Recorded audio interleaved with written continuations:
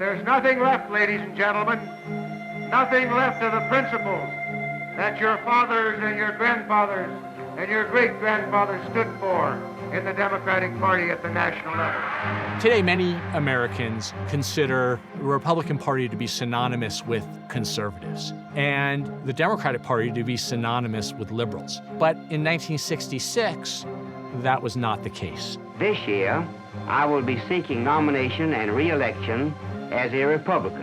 In the 1966 midterms, you see the beginnings of these shifts. And in that sense, it was one of the more significant midterm elections of the past 50, 60 years.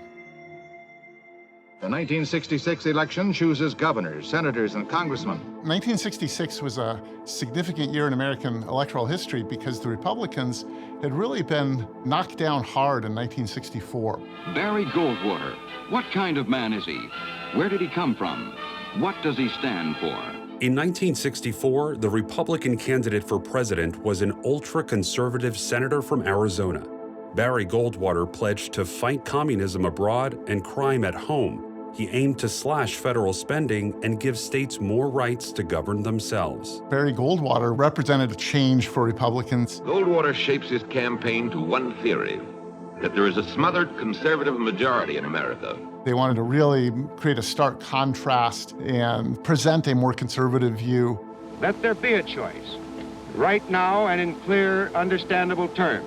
But on Election Day in 1964, Goldwater and his supporters were dealt a crushing blow by sitting Democratic President Lyndon Johnson.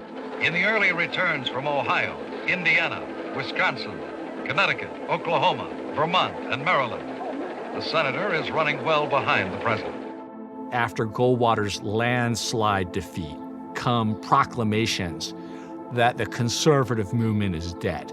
And 66 is the first electoral moment when we see that, hey, that's actually not true.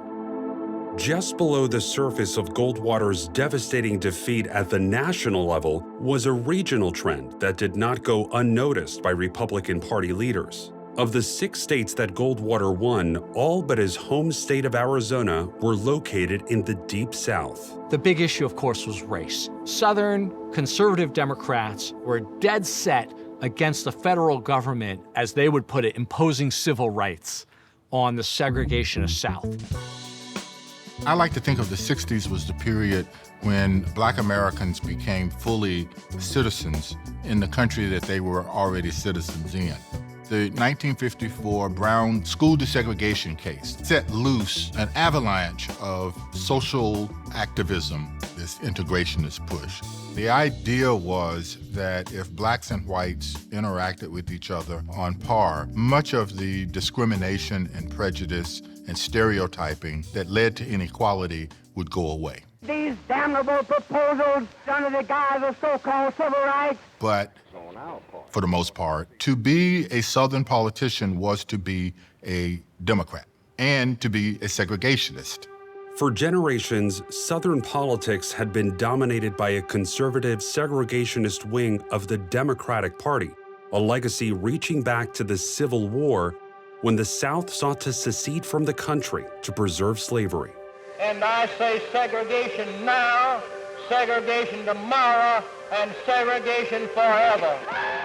Within the Democratic Party, conservative Southern segregationists had made a deal, basically, that they were okay with the Democrats' expansion of some government economic benefits, especially ones that help the South, as long as they maintain support for segregation. As the civil rights movement sought more and more progress, there was a growing divide between conservative Southern Democrats arguing that states should have the rights to make their own laws and their Northern Liberal Party mates. My fellow Americans, I am about to sign into law the Civil Rights Act of 1964. When President Johnson, a Democrat from Texas, signed the sweeping Civil Rights Act after a bruising battle in Congress, an aide recalled Johnson privately feared white Southerners would depart for the Republican Party. I can think of nothing more dangerous or more divisive or more self-destructive than the effort to prey on what is called white backlash. He understood that You have progress, but there will be a price to pay. There will be a backlash against that. In South Carolina, Senator Strom Thurmond, a longtime Democrat and staunch segregationist, officially switched parties, an early sign that change was afoot. I chose the Republican Party to more effectively represent the beliefs of South Carolinians. In 1966, Strom Thurmond was elected as a Republican for the first time, and we do begin to see the South, parts of the solid Democratic South, begin to break away from the Democratic Party. The one-party South was beginning to shift. Voters from Tennessee to Arkansas to Florida elected their first Republicans to various political offices in nearly 100 years. The Republican Party is a conservative party. The 1966 midterms also shaped the national Republican Party. If you look at the 1966 election, one of the really interesting features of it is the fact that it was a kind of spawning ground for future Republican presidents. It was the starting point, you could say, of the Republican presidential era that followed. In 1966, failed Republican presidential candidate Richard Nixon had been left for dead in American politics, now flexing a more conservative persona, targeting rising crime and what he called racial disorders in America's cities.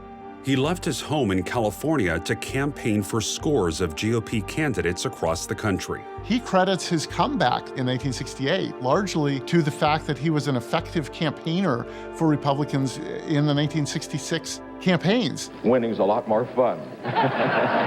But the biggest story involving a California Republican in 1966 was a Hollywood star who decided to run for governor. It's time that some people were reminded that actors are people. Reagan was taking some of the Goldwater ideas, but presenting them in a way that was more palatable, a cheerful demeanor, and was much more successful as a result. What we begin to see then are a number of white conservative Democrats bolting the Democratic Party and supporting people like Ronald Reagan and Richard Nixon. They identify with conservative Republicans as anti-big government. After cruising to victory in 1966, in 1980, Reagan went nationwide as the new face of American conservatism. A great national crusade to make America great again. Traveling to Mississippi on his presidential campaign, he promised to support states' rights and courted old Southern Democrats still on the fence about voting Republican.